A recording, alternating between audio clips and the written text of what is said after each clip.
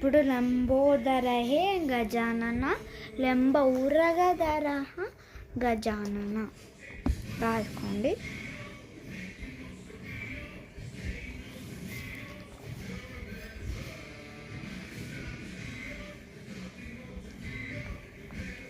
లంబ ఉరగధర గజానన.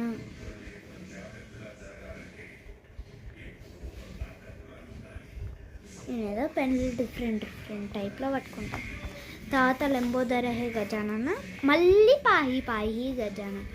లంబోదరహే గజానన 2 times. మళ్ళీ ఇప్పుడు పాహి పాహి.